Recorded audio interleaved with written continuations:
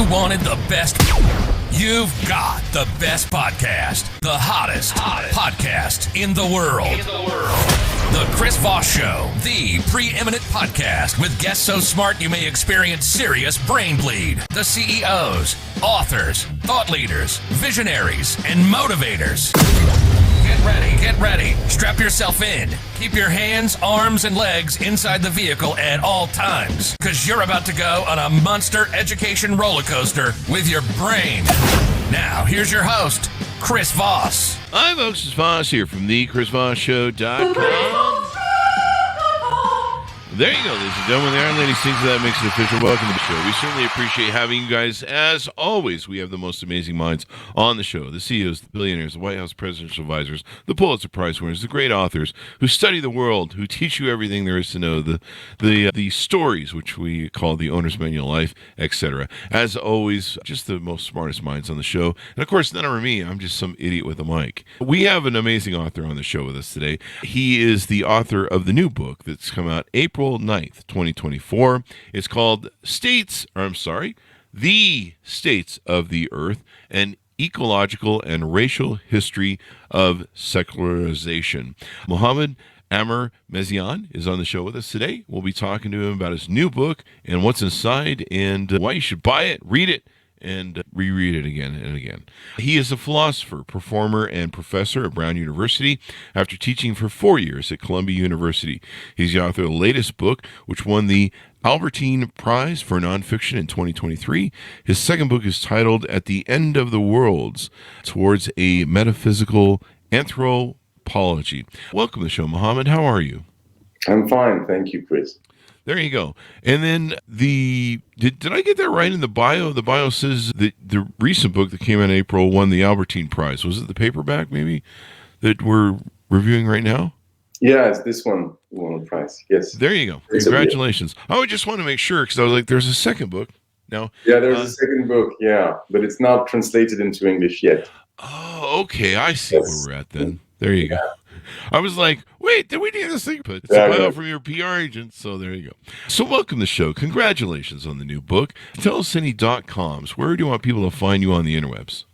There, I have my Instagram account is MOHDDAMER Meziane, MEZIANE, and then I have my profile on the Verso website and on the Brown website as well. So there you go. So if you would, give us a 30,000 overview of what's inside your new book. Wow. The States of the Earth. Let's begin with the title, right? Mm-hmm. The States of the Earth means two things. It means the state in which, the physical state in which the Earth is, which is a way of talking about, the climate catastrophe and the multifaceted crises we're in. And it's also, of course, it also means the states of the earth in terms of the states, that is to say, the states that govern the earth, right? Mm-hmm. Nation states, basically. Okay.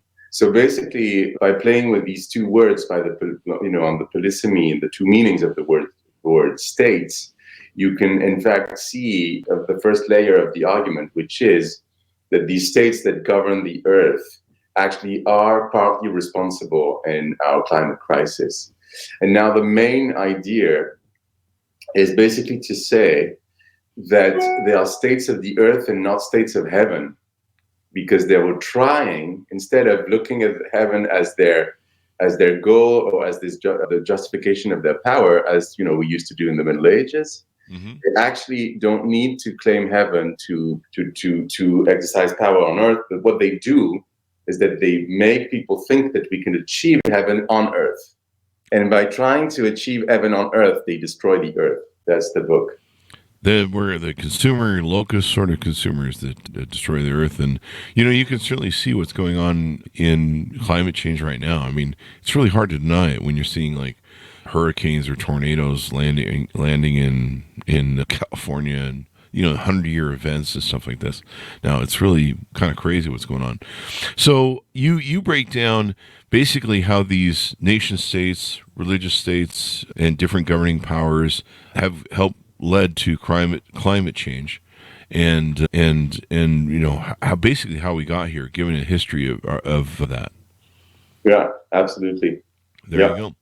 And you mentioned racial as well. So there's some racial issues there into that. I imagine economies of race and things of that nature as well. Right. Yes. I guess it's about race and ecology because the point of departure of the book is a rereading of the history of Orientalism, right? So Orientalism, for maybe those who are not familiar with this word, refers to how the West has perceived the Eastern world, what it would call the Orient, which is basically a very large category that is supposed to describe what goes from Morocco, so North Africa, to Japan, as if this was a coherent whole. So cool. And in fact, as we know, it isn't, but it's basically, Afro-Asia or parts of Africa and Asia. And I'm trying to show, many scholars have shown, post-colonial studies and so on, have shown that this was an imperial imaginary, a discursive construction, like fantasies, racialized, sexualized representations of the other, which I agree with. But I was trying to analyze the environmental consequences of Orientalism. And what struck me is first that, of course, if you go back to, like later on, if you go back in history, if you go out in time, you can say it began with the Crusades, which I agree with. But it's a certain kind of Orientalism that is still very Christian, and that is not capitalist for sure, and that is not globalized in the sense that, it's just like an attempt actually to do some sort of imperial intervention for very religious reasons in what we call now the Middle East. But it's very different from even colonialism as such, as it appeared later on. There you go. And what happened is that since the late 18th century, beginning of the 9th century onwards, Orientalism becomes very important as an ideology of both colonialism, European colonialism, and European capitalism. So question is why and how? First thing is that colonialism for centuries was organized around the transatlantic slave trade, and it was sort of west towards the west, right? With, of course, the trade functioning, so to speak, or extracting, in fact, labor forces on the western coasts of Africa and, submitting millions of black people to slavery. But the thing is that since the late 18th century, the structure of colonialism changed. And this is what I'm trying to describe. It changed for different reasons. The first one, you see a geographical change. It goes towards the east, precisely. Also because of the decline of Muslim powers, such as the Ottoman Empire, right? Which prevented European powers to enter these regions. And the second thing is that they stopped to convert colonized people to Christianity. They say they need to be converted to civilization, to modernity, to industrialism. And the third thing, and precisely this is also why European hegemony really becomes a global hegemony, it's because of fossil fuels. That is to say, they use steam engines as war machines. And these three changes come together, actually, and this is what I describe in the book. It's interesting how all those ends tie together. I never really given it much thought until you talked about it, because, this is the reasons why people like you write great books, to educate us and show us, the history of what we do, because a lot of people don't pay attention. The one thing I always say is the one thing man can learn from his history is that man never learns from his history. Right? We go round and round. So this is very interesting. What motivated you want to write the book? Well, that's a good question. We do that on the show.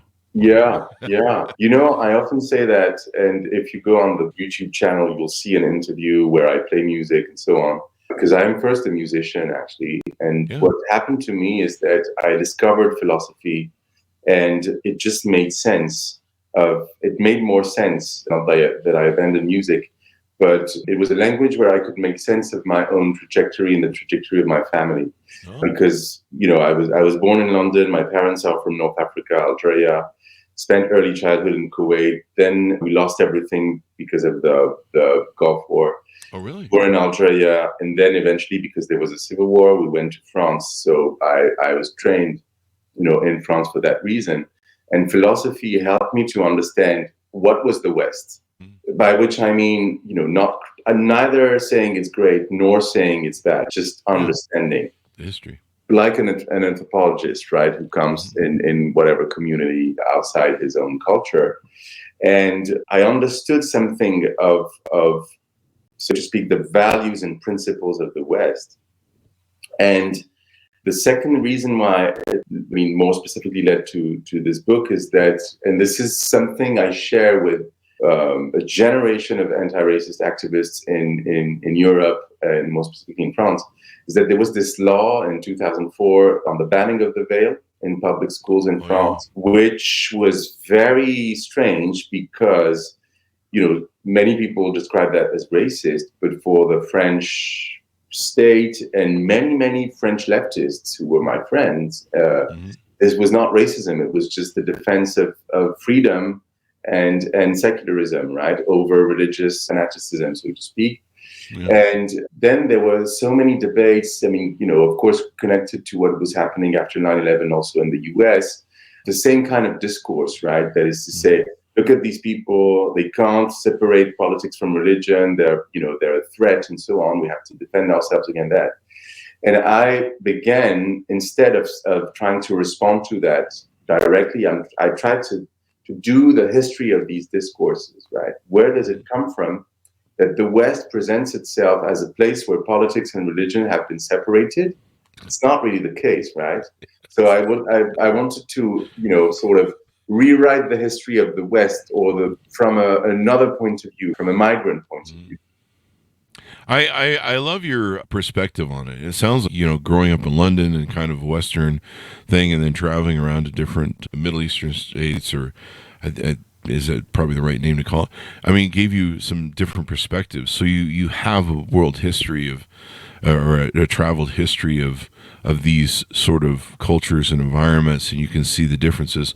A lot of people, especially here in the West, they never get out of America, so they just have a very slanted view, which may explain our, white nationalism we have going on here and some of the radical stuff we have going on the right.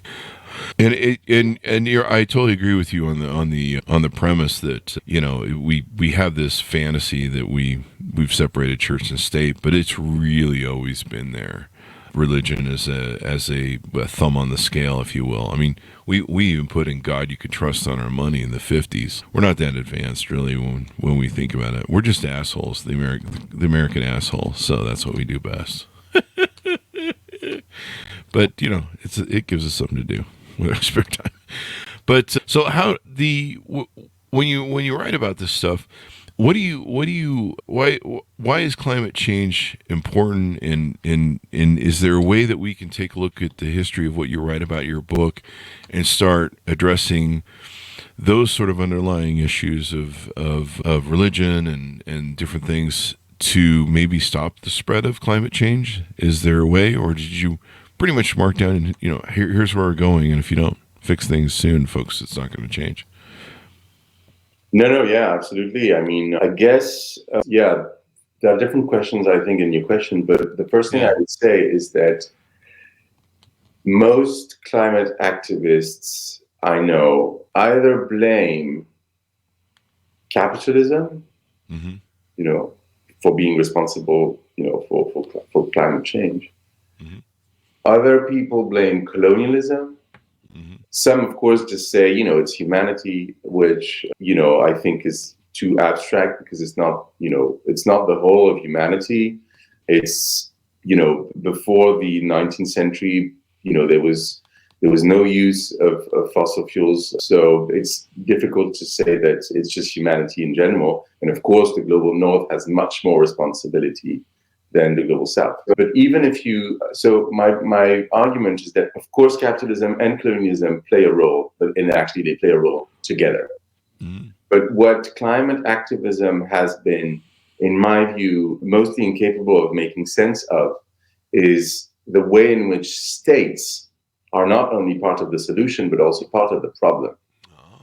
So this is what I call the fossil state, right? So people have been talking about fossil capitalism, and I talk about fossil states and fossil Orientalism, which means that it's not to blame the state as being, all states are bad, right? Sometimes you need sovereignty to defend yourself. And, of course, there is the history, glorious history of independence, against colonialism that led, to the formation of nation states.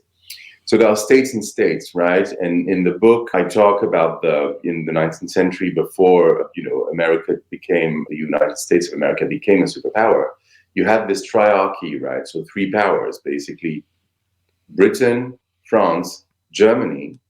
And you see how the competition between the three of them is so central in making the entire humanity at risk of self-destruction. So you see that it's inter-imperial competition that lead them to capitalist accumulation and colonial expansion, right? Yeah. And this is what I call imperiality, which of course comes from empire, which is this drive to territorial expansion, but that is, and this is my argument in the book, which is structured, in fact, by, if you will, a secular form of Christian fundamentalism in terms of trying to represent God on earth, right? Which is also something that comes from the very long history of what empire means in Western Europe. That is to say, I'm the emperor, I have, absolute sovereignty, and as an emperor, I represent God on earth, right? And so these states historically have been shaped by, if you will, this religious and political tradition, which, despite the fact that it has a religious dimension, has been secularized. That is to say, it becomes secular. And now we talk about the security of the nation, freedom, and so on. We don't mention God. But in the end, there is this legacy at stake behind that. There you go. And what would you call one of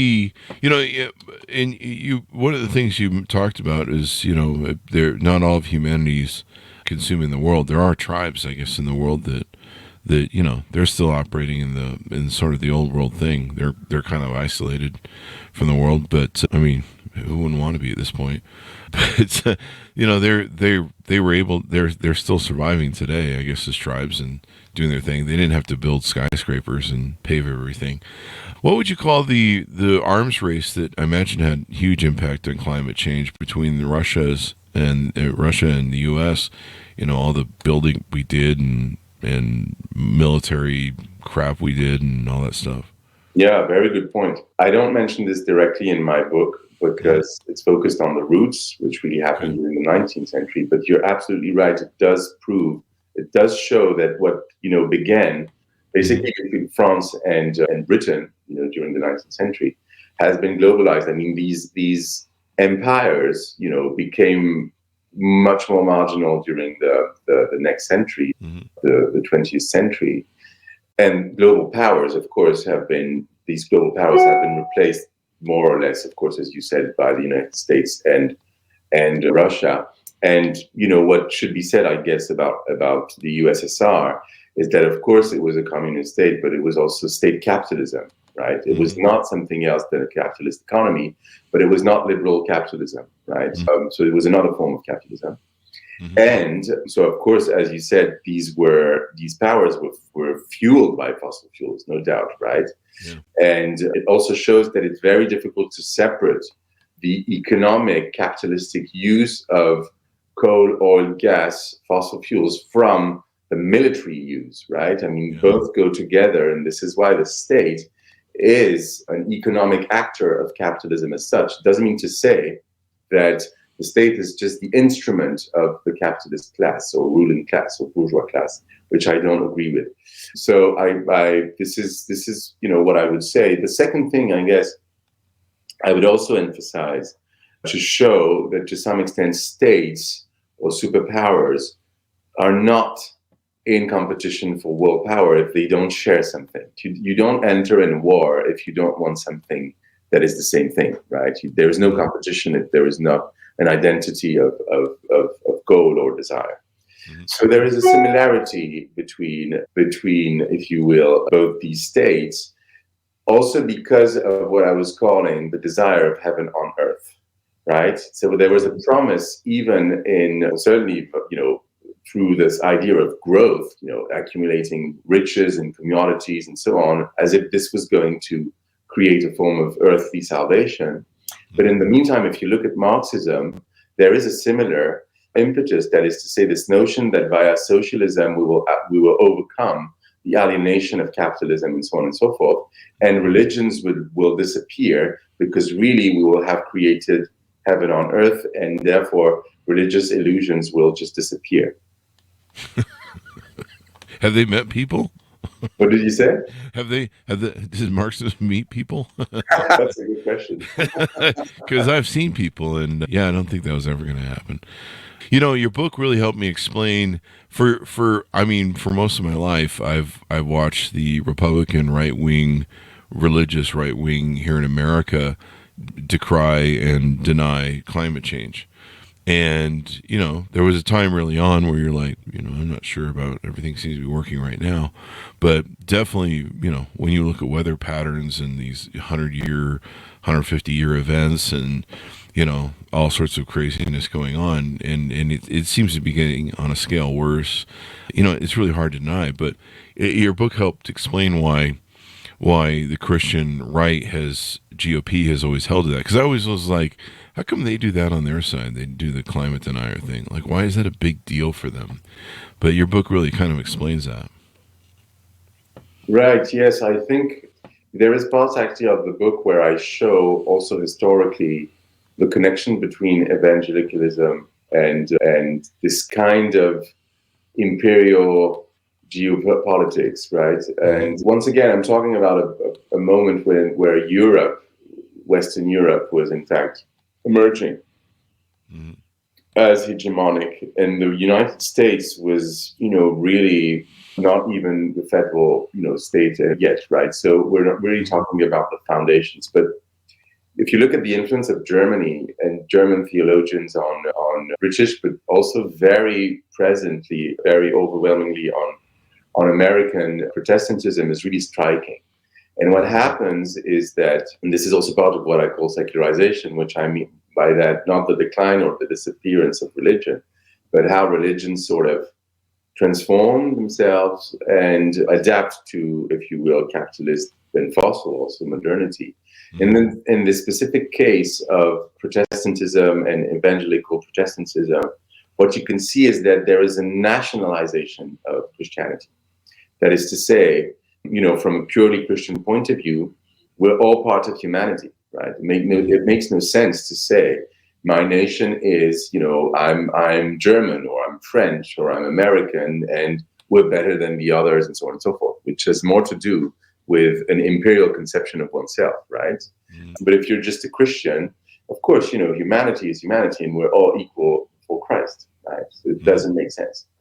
But what happens is that as nation states sort of become more and more, I mean, the dominant form, so to speak, as they construct, as they centralize power, Christianity becomes an identity more than a spirituality, so to speak. So it's like for example, we Germans are Christians, and Christianity is this religion of the West, which is going to become religion of white people and so on and so forth, which goes completely against, I think, the spiritual essence also of Christianity, even though I'm not myself a Christian. And evangelicalism participates in this, and in the meantime, tries to construct a sort of internationalism of Protestant nations, basically between Prussia and England, Great Britain. But also it's something, the ideology is going to spread. And this is also connected to missions in the Middle East, but also in Africa. And so the missionaries go there and so on. And this ideological matrix also is connected to changes, in fact, as it's connected to how, in fact, they conceive of fossil fuels. And there are very interesting archives I found where you really have theologians saying inventions such as the steam engines are God-given. And if there are fossil, coal deposits beneath the earth, it's because God gave it to us to, exploit them and, basically exploit the earth. And there is this spiritual, even among secular industrialists, there is this spiritual dimension to the fossil economy. This was made for us, right? And we have the right to use it and to govern the earth, right? Yeah, I've seen a lot of that on living in America here for 30 years. I grew up in a religious cult that was Christian, or I wouldn't call it Christian, it was fabricated Christian. But and then so that led me to study why people believe what they do all their life. And so I've seen that throughout our politics, you know.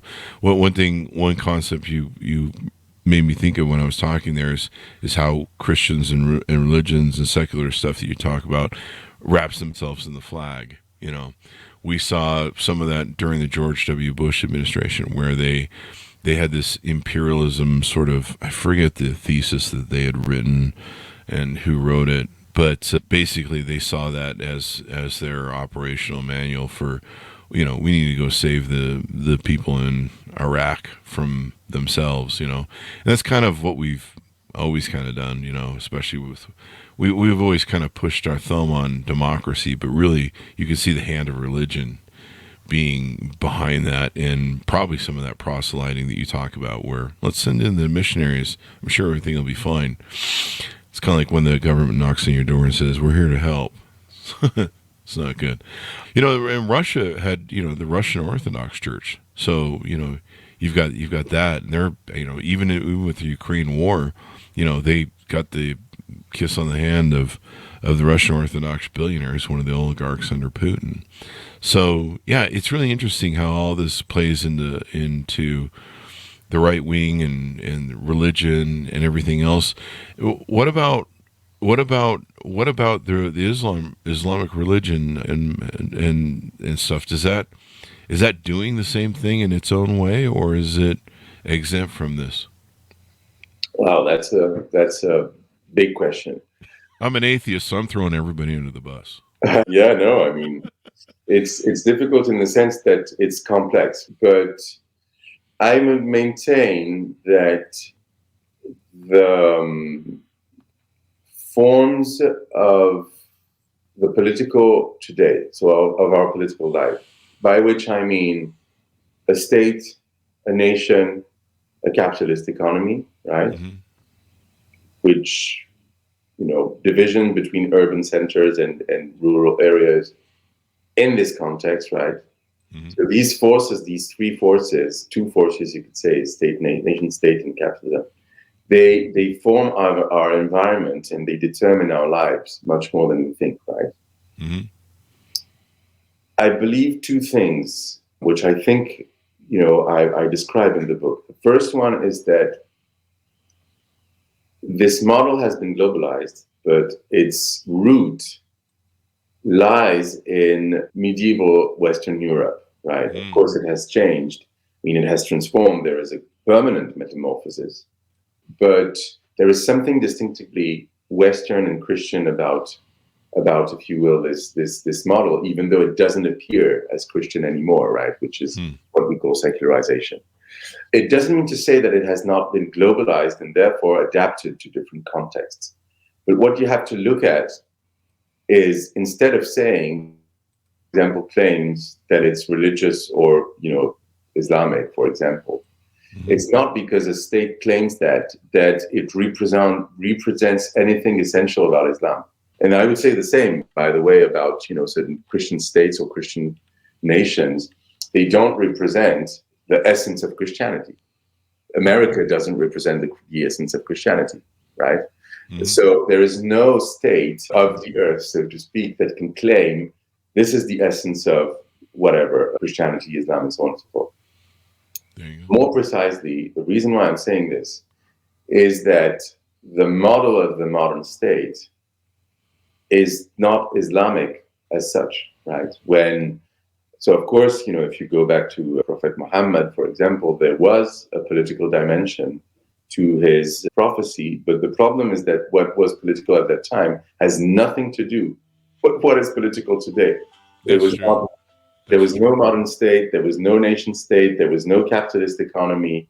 All this did not exist. So therefore, it means that trying to take this and to adapt it to a modern state or a modern nation capitalist state is something that is doomed to fail and has no theological authenticity, in my view.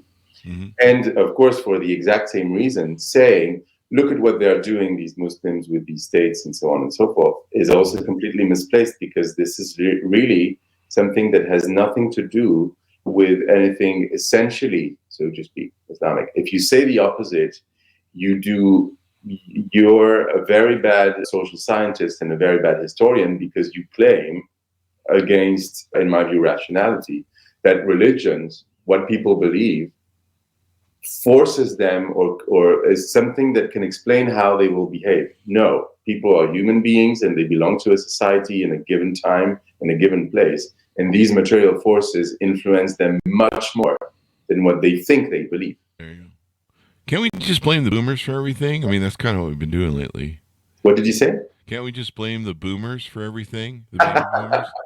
You know, I don't think so. I think it goes way back. A lot of millennials and Gen Zs are doing these days. They're like, Right. It's the boomers that ruined everything and consumed everything in the earth. But it's probably good that you wrote this book so you can get, you can give the boomers off their backs.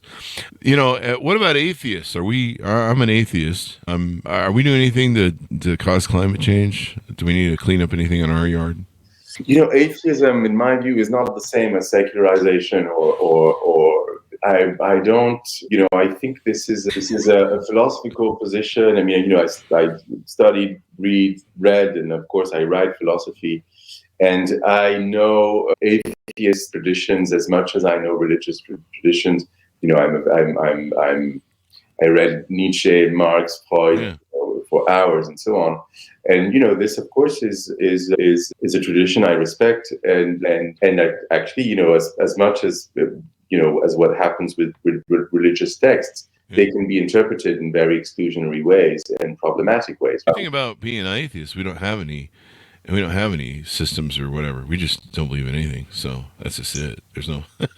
I wouldn't say that. I think there are certain assumptions that make many versions of atheism possible, but it depends if it's a negation of anything that's divine, if it's a negation, or if it's simply that one doesn't care. It's already very different. And also I've been following lately and briefly this polemic around what's his name, Richard Dawkins, right? Yes. He said he was culturally Christian and so on, and of course he represents. So this kind of self-proclaimed atheism, which they call themselves new atheists, which is, in my view, a bit funny, because really this is good old atheism. That is to say, they just repeat what people say since the 17th, 18th century, and basically they and I have no problem with people being atheists, but the problem is that when it becomes this notion that all of a sudden they're superior to most people in the world, because all of a sudden they have a monopoly of a reason in science, then this becomes, I think, problematic, especially if in the end what you're going to say is that Christianity is really better than Islam because it's Western. Yeah, we're not killing anybody who doesn't believe in us. I don't think, are we? I don't know. Well, I have to check the record. But yeah, I don't know. It sounds from what you've put forth in your book, though, that I'm able to say, since I'm an atheist, I'm helping the climate a little bit better. Or maybe I'm not helping, because I'm definitely a consumer of goods that scour the earth and probably don't help pollute the earth. But maybe I'm contributing less than the Christians or something. But no, I get it. There's a lot of variations probably of atheism. There is vegans. I once said I went vegan one time because I just started eating salads and eating clean, and boy, did I get a earful from 100,000 different variations of veganism that were very militant too as well. But no, it's interesting to me how these things work. And you mentioned when you said that there's I recognize about 50 years old, I woke up one day and realized, I kind of understood territorial tribalism of humanity and why they separated into mobs and groups and religions. And it finally occurred to me one day that it's a superiority thing. It's I'm better than you because I belong to XYZ group. And like you mentioned that in what you were saying.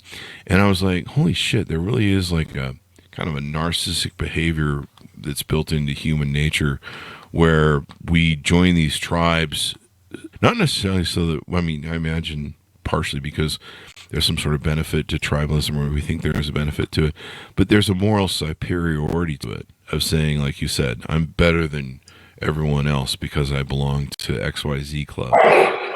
And it was interesting to make that discovery in my mind, where I'm like, what a bunch of assholes. This is what sometimes, of course, is called Eurocentrism, and this is nobody's fault individually, so to speak. Everybody's in this. But because it's historical forces, it's a form of inequality that was produced on a global scale, and that we were thrown in, so to speak, at different places, right? Nobody decided, right? Not anyone who's in our generation, even, of course, not one single human being who's still alive is old enough to be individually responsible for the system we created. So that's something that we inherited, right? Yeah.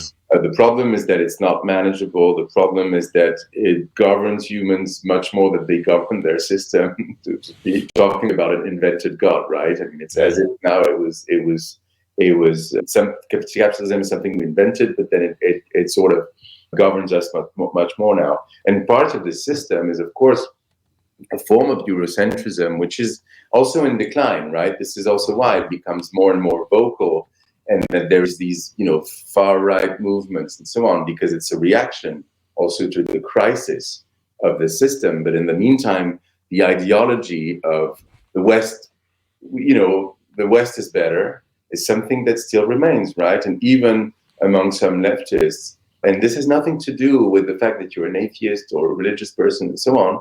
It really is about this thing of like, our economies, our mode of life, Western modes of life, are in the end better because there's more freedom here, right? Yeah.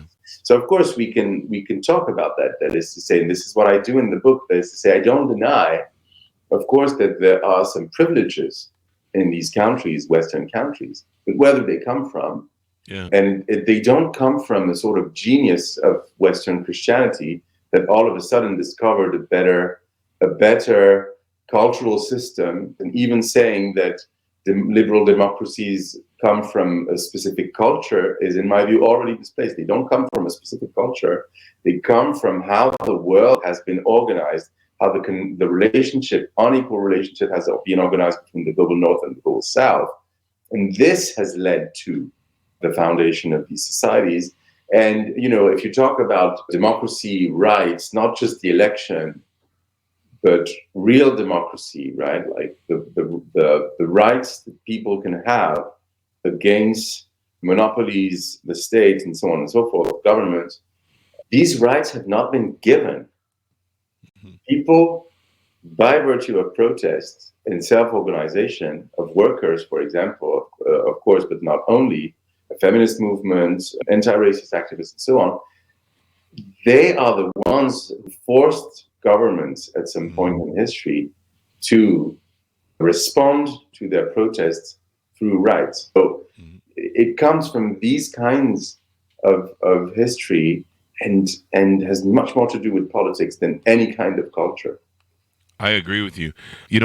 America has always had this dirty sort of relationship with religion, even though it's supposed to be espoused in our Constitution that it's separate. And I think the intent was to make it separate. But, the analogies that people use that, we're a God-given country, that God, made religion, made America great because jerka off. The shining city on the hill still permeates white Christian nationalism today. Reagan brought it back like a vengeance.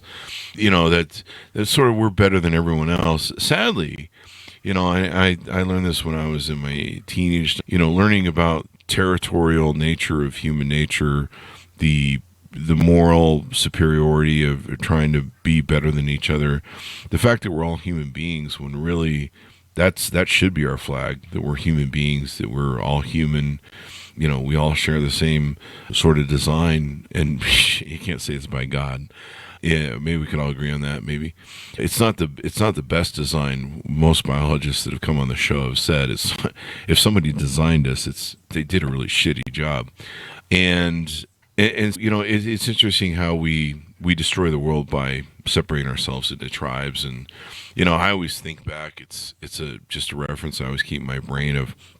What was it? The movie Space Odyssey 2021 or whatever it was, where the monkeys finally separate into different tribes, and then they start killing each other. You know, and it just all starts there.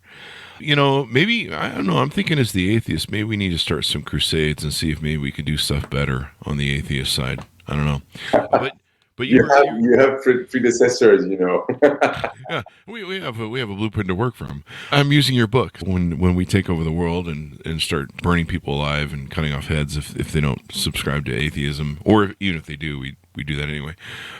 But no, one thing you mentioned that you were saying was the decline of the secular nation, and you know, we are kind of seeing that right now, where a religion, at least in America and in Christianity, is dying off. There are more people now that don't believe in religion or question it deeply or don't subscribe to religion on a, like, we go to church every week sort of thing, than ever before. And it is in super decline. It is crashing here in America. That's why we have a Republican Party that's trying to seize power in the most fascist, authoritarian way, because they're seeing that their power is dying and ending.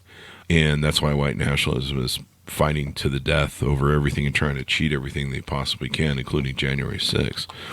So it's kind of interesting how that's going to work out, I guess. If religion in America or Christianity decline here to a point that, I don't know, maybe we get our wits about us, or, I don't know.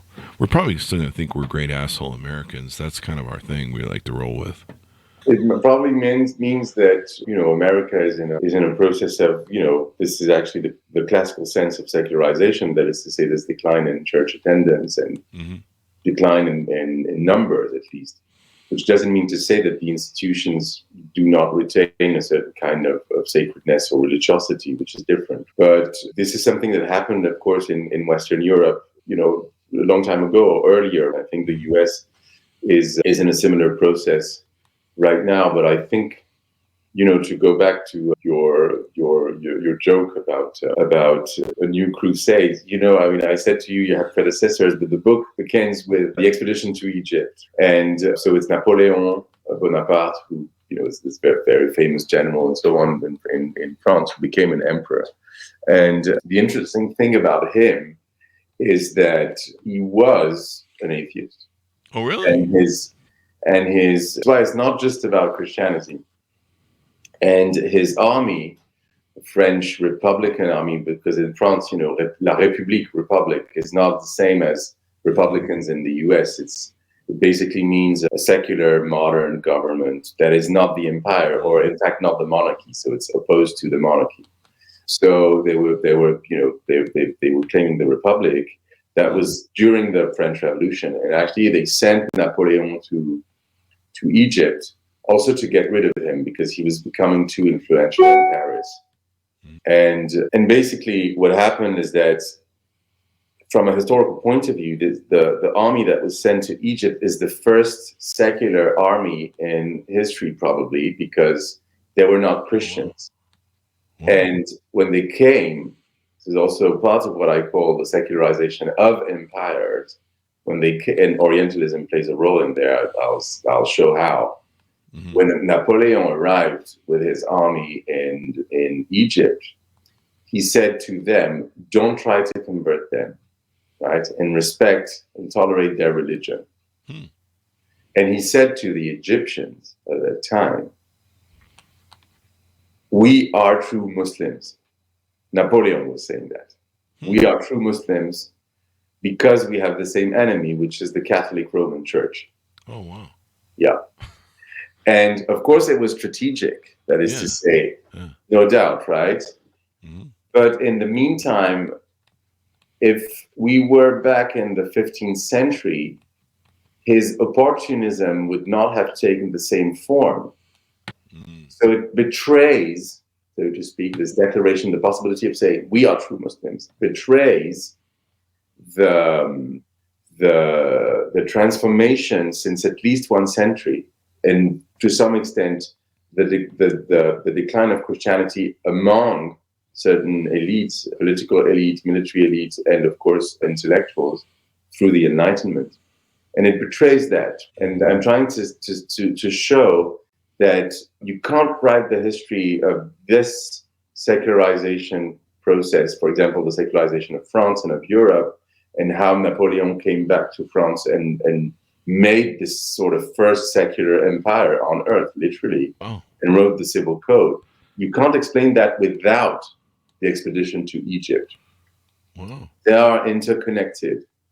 And the civilizing mission, which was the mission de civilisation, as the French would say, so converting people not to Christianity, but converting them to civilization, is not something that is purely religious or Christian, right? Because also many atheists actually were involved in these kinds of processes. This is why, as much as it's impossible to say religion is good or religion is always bad, it's impossible to say atheism is always good or atheism is always bad, because depending on different configurations, it creates different kinds of results. So this is why I think that in the end, these kind of geopolitics are much more important than, the things that people supposedly believe in. And the last thing I wanted to say, because you mentioned Bush and the ideology behind the war in Iraq, or the Iraq War,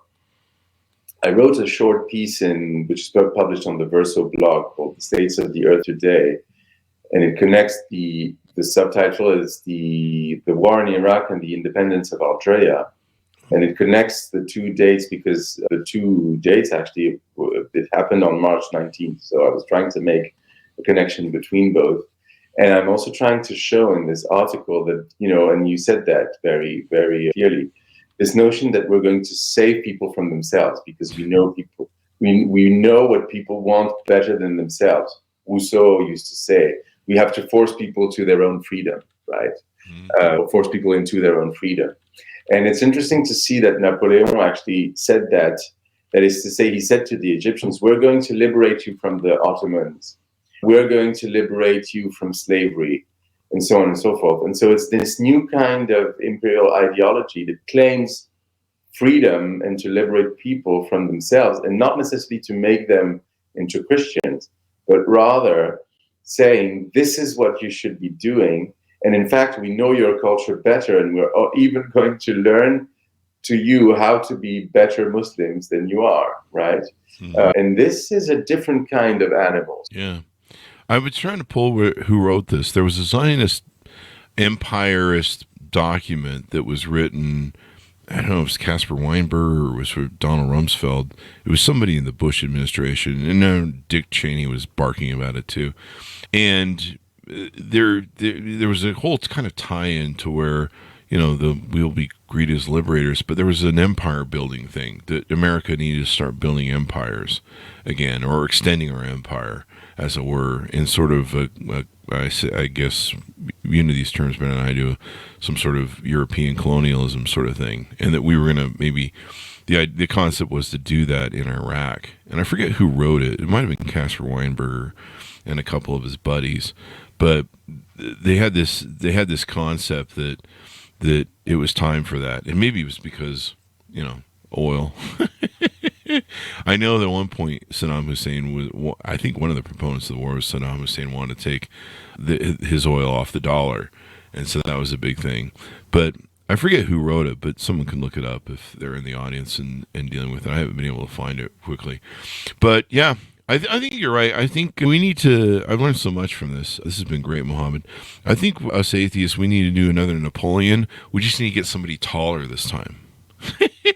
Somebody what? Someone taller this time to be our Napoleon for some sort of non-secular. So there you go. As we round out the show, what do you hope people come away from reading your book? Well, that's a great question. I hope they might understand how we're all interconnected and how, certain things that I think people realize more and more that what has been sold to them, that what has been presented to them as the only model possible, as something that is supposed to make them happy, better than, precisely, older traditions or other ways of life or even spiritualities, that, one would maybe realize that this is a failure, that it comes from a very problematic history, that the so-called liberty or freedom in the West comes from the oppression of many, or actually is sustained by the oppression of many people in Africa, Asia, and other places, of course, Southern America too. And that this doesn't mean to say that when one lives in the West, that one should just sort of feel guilty about it, even though it might be a beginning. But it really is about seeing that we are really citizens of the earth and of a planet where these borders don't make sense, and where it's not possible to just say that any kind of liberation, any kind of concrete solution to the climate disaster would come from the belief in the sort of absolute loyalty to states, by any means possible. And this is what I would like, people to get. But I guess more precisely also, this history of North Africa and Algeria more specifically is something that is very central in the book. It's not the same, it's not the only place I'm talking about, but I know it's a story, it's a history that in America people don't really know of. I mean, many people actually don't know that Algeria exists as a country and where it is. It's in South Africa. And it's been a very important moment of history for global history. So I'm going to say why. It's the first Ottoman province that has been colonized by a European power. So it means that what happened in Algeria after 1830 basically anticipates what will happen in the rest of the Middle East after the First World War. Same technologies, same discourse, and so on and so forth. And what Americans, including Arab Americans, but Americans in general, discovered after 9/11 is something that Algerians knew for more than a century. And there was something like a globalization of what happened in this country. And we know that, in fact, the French influenced, in fact, the policies of the British Empire and later on of America, because it was a sort of example of what, a military power could do in an Arab country. And I'm really trying to show that this neglected part of history is not just interesting for Anglophone readers just because, you're from another point of view. And this is how we can learn from each other in, productive ways.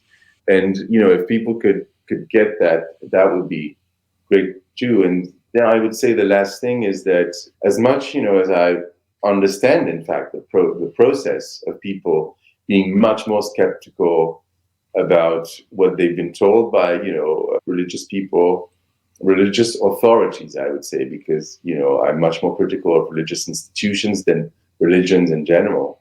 And that people are becoming much more skeptical regarding these institutions, I think is completely respectable. But I think I also want to add a layer to that, which is look at the history of that. It's not because you claim to emancipate yourself from religion that you're going to create something better, or you might create something very religious without noticing it. So I would say not all spiritualities or metaphysical orientation is doomed to produce violence. I think this is a mythology that I don't agree with. So the book is showing that too. There you go. And the one thing man can learn from his history is man never learns from his history. Thereby we go round and round. So please, people, stop it. Read history. That's why I love history, is because it's so intertwined. And the great thing about history books like yours and other historians that are out there giving more detail to the true history is so much of our history is whitewashed. I had Eddie Glaude Jr. on a couple years ago, and I think he's coming on next month. When we talked about James Baldwin, his book on James Baldwin, but we talked about how when I grew up with John Wayne and all sorts of the kind of whitewashing of stuff, our history that we were taught was really whitewashed. And I mean that as like white people, whitewashed. And there's so many stories that got left out of history books that weren't detailed, that weren't talked about. And as you said, history is much more complex than some sort of simple story, or some of the things were kind of fed for PR reasons, or were fed because, there's the niceties. We shouldn't talk about the bad things we did because, well, there's some shame involved. That's the whole point of shame, is letting you know that you did some bad shit and maybe you shouldn't do it again. Do better, be better. So there you go. Thank you very much, Mohamed, for coming on the show. Give us your .com so people can find you on the interwebs. Yeah, as I said, I'm on Instagram. I post things. So Mohamed Amer Meziane, MohammedAmere on Insta, and that's the main thing. Yeah. There you go. Brilliant discussion, folks. Study history, learn history, read your stuff, and study from people who actually are modern, not cavemen. I don't know. That's an atheist thing of mine. I'm like, you're believing what pre-science people wrote in a book where they were in caves going, oh no. Read modern science, folks, and history. There you go. Thanks, Mohamed, for coming by the show. We really appreciate it. Great discussion. Thank you very much, Chris. Have a good one. Order up, folks, wherever fine books are sold. The States of the Earth, an Ecological and Racial History of Secularization. Available April 9th, 2024. Thanks, Mohamed, for tuning in. Go to goodreads.com, /Chris Voss, LinkedIn.com, /Chris Voss, Chris Voss 1 on the TikTok and all those crazy places on the internet. Thanks for tuning in. Be good to each other. Stay safe, and we'll see you guys next time.